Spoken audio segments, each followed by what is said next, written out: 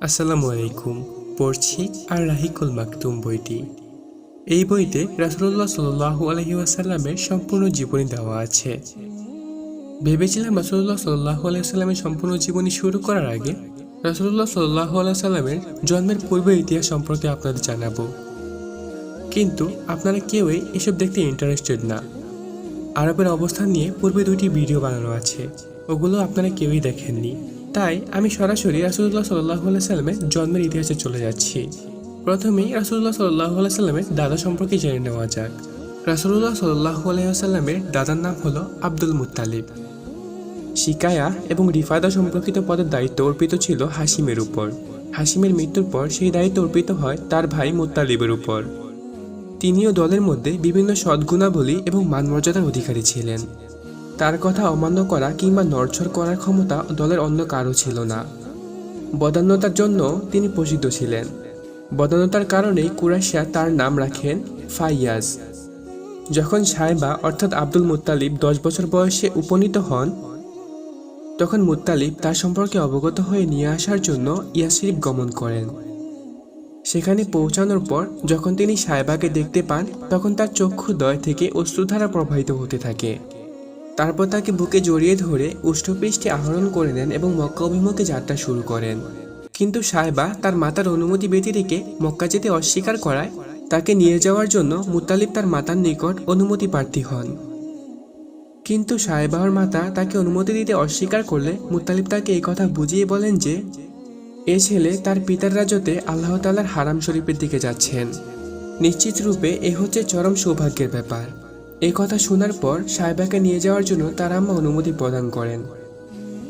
অনুমতি লাভের পর মুত্তালিব তাকে তার উটের পিঠে বসিয়ে মক্কা অভিমুখে অগ্রসর হতে থাকেন।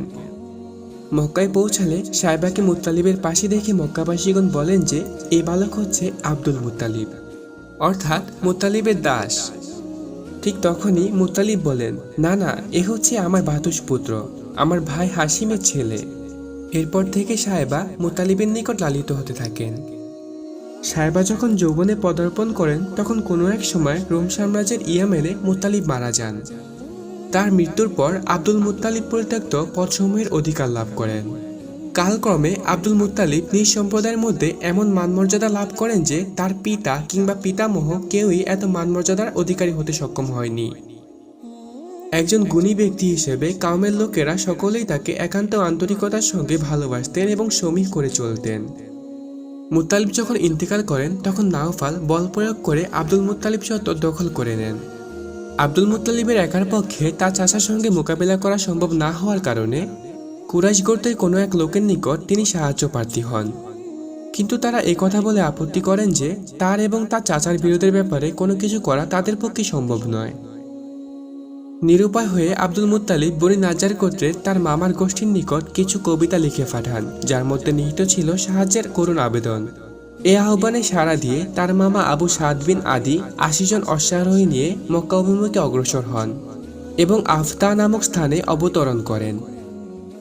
আব্দুল মুত্তালিব সেখানে গিয়ে তার মামার সঙ্গে সাক্ষাৎ করেন এবং তাকে গৃহে নিয়ে যাওয়ার জন্য অনুরোধ জানান। কিন্তু নাওফালের সঙ্গে একটা বোঝাপড়া না হওয়া পর্যন্ত আবু সাদ তার গৃহে যেতে অস্বীকার জানান। তারপর তিনি অগ্রসর হয়ে নাওফালের নানার নিকট গিয়ে দাঁড়ান। নাওফাল তখন হাতিমে কয়েকজন কুরাইশদের সঙ্গে উপবিষ্ট ছিলেন। আবু সাদ তলোয়ার কোষমুক্ত করে বললেন, এ পবিত্র ঘরের প্রভুর শপথ, তোমরা যদি ভাগ্নেকে তার অধিকার ফিরিয়ে না দাও, তাহলে এ তলোয়ার তোমার বক্ষদেশ বিদীর্ণ করবে। কোনো ইতস্তত না করে নাওফাল বললেন, ঠিক আছে, আমি তার অধিকার ফেরত দিলাম। এই কথা শ্রবণের পর আবু সাদ কুরাইশদের কয়েকজন নেতৃস্থানীয় ব্যক্তিকে এ ব্যাপারে সাক্ষী থাকা এবং প্রয়োজন বোধে সাক্ষ্য প্রদানের জন্য অনুরোধ জানালো। তারপর তিনি আব্দুল মুত্তালিবের গিয়ে গমন করেন এবং সেখানে তিনি অবস্থান করেন ও উমরাহ পালনের পর মদিনা প্রত্যাবর্তন করেন। এই ঘটনার পর নাওফাল বনি হাশিমের বিরুদ্ধে বনি আব্দে শামস এর সাথে পরস্পর সাহায্য ও সহযোগিতামূলক এক চুক্তিতে আবদ্ধ হন। এদিকে বনি খুজায়া গোত্র লক্ষ্য করলেন যে বনি নাজ্জার গোত্র আব্দুল মুত্তালিবকে সাহায্য করছে। তখন তারা বললেন যে আব্দুল মুত্তালিব যেমন তোমাদের সন্তান, তেমনি আমাদেরও সন্তান, অতএব তাকে সাহায্য করা অধিকভাবে আমাদেরও কর্তব্য। কারণ আব্দে মানাফের মায়ের সম্পর্ক ছিল খুজায়া গোত্রের সঙ্গে। এর প্রেক্ষিতে বনি খুজায়া গোত্র দারুন নাদোয়ায় গিয়ে বনি আব্দে শামস এবং বনি নাওফালের বিরুদ্ধে বনি হাসিমের সঙ্গে সাহায্য ও সহযোগিতার এক চুক্তিতে আবদ্ধ হন। এই চুক্তিতে এমন সব অঙ্গীকার করা হয়েছিল যা পরবর্তী পর্যায়ে ইসলামী যুগে মক্কা বিজয়ের জন্য খুবই সাহায্যকর হয়েছিল। বিস্তারিত বিবরণ যথাস্থানে উল্লেখিত হবে। বাইতুল্লাহর সাথে সংশ্লিষ্ট হওয়ায় আব্দুল মুতালিবের সঙ্গে দুইটি বিশেষ ঘটনার সম্পর্ক রয়েছে। এর মধ্যে একটি হচ্ছে জমজম কূপের খনন কাজ সম্পর্কিত ঘটনা এবং অন্যটি হচ্ছে হাতি বাহিনী সম্পর্কিত ঘটনা। ঘটনা দুটি সম্পর্কে সংক্ষেপে আলোচনা করা হলো। জমজম কূপ খনন। আব্দুল মুত্তালিব স্বপ্নযোগে অবগত হন যে তাকে জমজম কূপ খননের নির্দেশ দেওয়া হচ্ছে এবং স্বপ্নযোগে তার স্থানও নির্দিষ্ট করে দেওয়া হচ্ছে। তারপর ঘুম থেকে জেগে উঠে তিনি খনন কাজ আরম্ভ করে দেন। খনন কাজ চলাকালে কূপ থেকে ওই সমস্ত জিনিস উত্তোলন করা হয় বনি জুহরুম গোত্র মক্কা ছেড়ে যাওয়ার পাককালে কূপের মধ্যে যা নিক্ষেপ করেছিলেন। নিক্ষিপ্ত দ্রব্যের মধ্যে ছিল কিছু সংখ্যক তলোয়ার ও লৌহ বর্ম এবং দুইটি সোনার হরিণ। আব্দুল মুত্তালিব তলোয়ারগুলো দিয়ে কাবাগৃহের দরজা ঢালাই করেন। সোনার হরিণ দুটি দরজার সঙ্গে সন্নিবেশিত করে রাখেন এবং হাজিদের পানি পান করানোর ব্যবস্থা করেন। জমজম কূপ খননকালে আরও যে ঘটনাটির উদ্ভব হয়েছিল তা হচ্ছে, যখন কূপটি প্রকাশিত হয় তখন কুরাইশগণ আব্দুল মুত্তালিবের সঙ্গে বিবাদ আরম্ভ করেন এবং দাবি করেন যে খনন কাজে তাদেরকেও অংশগ্রহণ করতে দিতে হবে। আব্দুল মুত্তালিব বললেন, যেহেতু এই কূপ খননের জন্য তিনি স্বপ্নযোগে অদৃষ্ট হয়েছেন, সেহেতু এই খনন কাজে তাদের অংশগ্রহণ করতে দেওয়া তার পক্ষে সম্ভব নয়। কিন্তু অন্যান্য কুরাইশগণও ছাড়বার পাত্র নন। এ ব্যাপারে মতামত গ্রহণের জন্য তারা বনি সাদ গোত্রের এক মহিলা ভবিষ্যদ্বক্তার নিকট যাওয়ার সিদ্ধান্ত গ্রহণ করেন এবং এ উদ্দেশ্যে মক্কা থেকে যাত্রা শুরু করেন। কিন্তু পথের মধ্যে তারা এমন কতিপয় নিদর্শন প্রত্যক্ষ করেন যাতে তাদের নিকট এটা সুস্পষ্ট হয়ে যায় যে সর্বশক্তিমান মহান আল্লাহ তাআলা জমজম কূপের খনন কাজ আব্দুল মুত্তালিবের জন্যই নির্দিষ্ট করে দিয়েছেন। তাই তারা আর অগ্রসর না হয়ে মক্কায় প্রত্যাবর্তন করেন। এর প্রেক্ষিতেই আব্দুল মুত্তালিব মান্নাত করেছিলেন যে আল্লাহ তাআলা যদি অনুগ্রহ করে তাকে 10টি পুত্র সন্তান দান করেন, সকলেই ভয়প্রাপ্ত হয়ে জীবনের এই স্তরে গিয়ে পৌঁছে যে তারা আত্মরক্ষা করতে সক্ষম, তাহলে তিনি তার একটি সন্তানকে বাইতুল্লাহর জন্য উৎসর্গ করবেন। আসহাবুল ফিলের ঘটনা। আব্রাহা সাবাহ হাবিশ যখন দেখলেন যে আরববাসী কাবাগৃহে হজ ব্রত পালন করছেন এবং একই উদ্দেশ্যে বিভিন্ন দেশ থেকে লোকজন সেখানে আগমন করছেন, তখন সানায় তিনি একটি বিরাট গির্জা নির্মাণ করলেন এবং আরববাসীদের হজ ব্রতকে সেদিকে ফিরিয়ে আনার জন্য আহ্বান জানালেন। কিন্তু বনি কিনানাহ গোত্রের লোকজন যখন এই সংবাদ পায়, তখন তারা এক রাতে গোপনে গির্জায় প্রবেশ করে তার সামনের দিকে মলের প্রলেপন দিয়ে একদম নোংরা করে ফেললেন। এই ঘটনায় আব্রাহা ভয়ানক ক্রোধান্বিত হন এবং প্রতিশোধ গ্রহণকল্পে কাবাগৃহ ধ্বংস করার উদ্দেশ্যে 60,000 অস্ত্রসজ্জিত সৈন্যের এক বিশাল বাহিনী সহ মক্কা অভিমুখে অগ্রসর হন। তিনি নিজে একটি শক্তিশালী হাতির পিষ্টে আরোহণ করেন। সেনাদের নিকট মোট 9টি অথবা 13টি ছিল। আব্রাহা ইয়ামান হতে অগ্রসর হয়ে মুকাম্মাস নামক স্থানে পৌঁছালেন এবং সেখানে তার সৈন্যবাহিনীকে প্রস্তুত করে নিয়ে মক্কায় প্রবেশের জন্য অগ্রসর হলেন। তারপর যখন মুজদালিফা এবং মিনার মধ্যবর্তী স্থান দিয়ে মুহাসসাসে পৌঁছালেন, তখন তার হাতি মাটিতে বসে পড়ল। কাবা অভিমুখে অগ্রসর হওয়ার জন্য কোনো ক্রমেই তাকে উঠানো সম্ভব হলো না। অথচ উত্তর, দক্ষিণ কিংবা পূর্বমুখে যাওয়ার জন্য উঠানোর চেষ্টা করলে তা তৎক্ষণাৎ উঠে দৌড়াতে শুরু করত। এমন সময়ে আল্লাহ তাআলা একঝাঁক ছোট ছোট পাখি প্রেরণ করলেন। সেই পাখিগুলো ঝাঁকে ঝাঁকে পাথরের ছোট ছোট টুকরো সৈন্যদের উপর নিক্ষেপ করতে লাগলো। প্রত্যেকটি পাখি 3টি করে পাথরের টুকরো কিংবা কঙ্কর নিয়ে আসতো, একটি ঠোঁটে এবং 2টি দু পায়ে। কঙ্করগুলোর আকার ছিল ছোলার মতো, কিন্তু কঙ্করগুলো যার যে অঙ্গে লাগতো সে অঙ্গ ফেটে গিয়ে সেখান দিয়ে রক্ত প্রবাহিত হতে হতে সে মরে যেত। এই কঙ্কর দ্বারা সকলে যে আঘাতপ্রাপ্ত হয়েছিল তা নয়, কিন্তু এই অলৌকিক ঘটনায় সকলেই ভীষণভাবে আতঙ্কিত হয়ে পড়ল এবং প্রাণ ভয়ে পলায়নের উদ্দেশ্যে যখন বেপরোয়াভাবে ছোটাছুটি শুরু করলো, তখন পদতলে পিষ্ট হয়ে অনেকেই প্রাণ ত্যাগ করল। কঙ্কর আঘাতে ছিন্ন ভিন্ন এবং পদতলে পিষ্ট হয়ে পলকেই বীরপুরুষেরা মৃত্যুর কবলে ঢলে পড়তে লাগলো। এদিকে আব্রাহার উপর আল্লাহ তাআলা এমন এক মুসিবত প্রেরণ করলেন যে তার আঙ্গুলসমূহের জোড়া খুলে গেল এবং সানা নামক স্থানে যেতে না যেতেই তিনি পাখির বাচ্চার মতো হয়ে পড়লেন। তারপর তার বক্ষ বিদীর্ণ হয়ে হৃৎপিণ্ড বেরিয়ে এলো এবং তিনি মৃত্যু মুখে পতিত হলেন। মক্কা অভিমুখে আব্রাহার অগ্রভিযান সংবাদ অবগত হয়ে মক্কাবাসীরা প্রাণ ভয়ে নানা দিকে বিক্ষিপ্ত অবস্থায় পলায়ন করে, পাহাড়ের আড়ালে কিংবা পর্বত চূড়ায় আশ্রয় গ্রহণ করেন।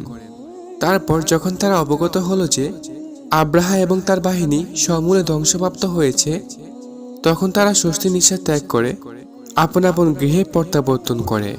অধিক সংখ্যক ইতিহাসবিদদের অভিমত হচ্ছে এই ঘটনাটি সংঘটিত হয়েছিল রাসূলুল্লাহ সাল্লাল্লাহু আলাইহি সাল্লাম জন্মলাভের মাত্র 50 কিংবা 55 দিন পূর্বে, মুহররম মাসে। অত্রপ্রেক্ষিতে এটা ধরে নেওয়া যায় যে ঘটনাটি সংঘটিত হয়েছিল 571 খ্রিস্টাব্দের ফেব্রুয়ারি মাসের শেষে কিংবা মার্চ মাসের প্রথমে। হাতি বাহিনীর এই ঘটনাটি ছিল আগামী দিনে নবী সাল্লাল্লাহু আলাইহি সাল্লাম এবং কাবা শরীফের জন্য আল্লাহর সিদ্ধান্ত ও সাহায্যের এক সুস্পষ্ট নিদর্শন। এর পেছনে আরও একটি কারণ ছিল, তা হচ্ছে রাসূলুল্লাহ সাল্লাল্লাহু আলাইহি সাল্লাম তার আমলেই দেখলেন যে বাইতুল মুকাদ্দাস ছিল মুসলিমদের কিবলা এবং সেখানকার অধিবাসীগণও ছিল মুসলিম। কিন্তু তা সত্ত্বেও এর উপর আল্লাহর শত্রুদের অর্থাৎ মুশরিকগণের শাসন প্রতিষ্ঠা ছিল।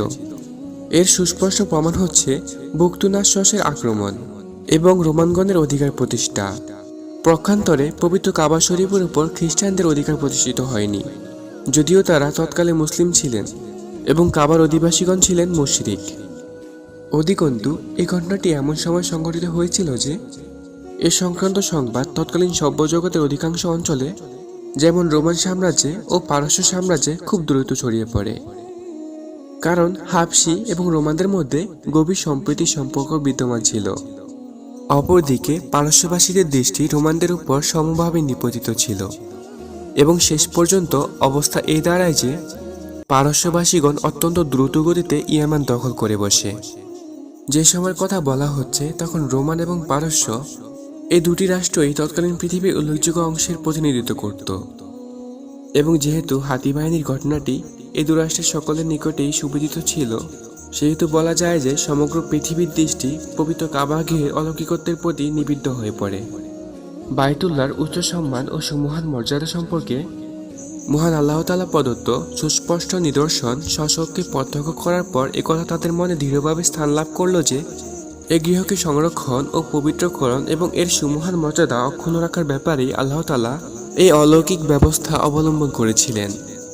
অতএব ভবিষ্যতে এখানকার অধিবাসীগণের মধ্য থেকে কেউ যদি নবুয়ত দাবি করে, তবে সেই ঘটনার প্রেক্ষাপট তা হবে আইনসঙ্গত এবং বঞ্চনীয় ব্যাপার, এবং তা হবে পার্থিব ব্যবস্থাপনার ঊর্ধ্বে খোদাই রাজত্বের ভিত্তি, যা ঈমানদারদের সাহায্যার্থে অবতীর্ণ হয়েছিল গায়েবী সূত্র থেকে। আব্দুল মুত্তালিবের ছিল সর্বমোট 10 জন সন্তান।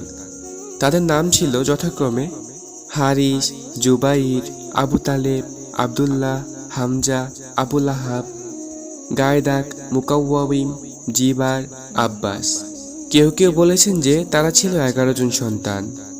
একজনের নাম ছিল কুসাম। অন্য কেউ বলেছেন যে 13 জন সন্তান ছিল। অন্য দুজনের নাম হলো আব্দুল কাবা এবং হাজল। কিন্তু 10 জনের কথা যারা বলেছেন তারা বলেন যে মুকাভীমের অপর নাম ছিল আব্দুল কাবা এবং গায়দাকের অপর নাম ছিল হাজল। তাদের মতো কুসাম নামে আব্দুল মুত্তালিবের কোনো পুত্র সন্তান ছিল না। আব্দুল মুত্তালিবের কন্যা সন্তান ছিল 6 জন। তাদের নামগুলো হচ্ছে যথাক্রমে উম্মুল হাকিম, তার অপর নাম বায়েজা, দ্বিতীয় জনের নাম হলো বাররা, এরপর আতিকা, সাফিয়া, আওরাহ এবং উমাইয়া। যারা যারা রাসূল সাল্লাল্লাহু আলাইহি সাল্লামের জন্মের পূর্বে আরবের অবস্থান সম্পর্কে জানতে ইচ্ছুক তারা কমেন্ট করুন, তাহলে আমি এ সম্পর্কে একটি সেপারেট ভিডিও নিয়ে আসব। এবং এই ভিডিওটি কেমন লেগেছে কমেন্ট করে জানাবেন। আপনাদের জন্য একটি প্রশ্ন রয়েছে। প্রশ্নটি হলো, আব্রাহার কতজন সৈন্য সংখ্যা ছিল?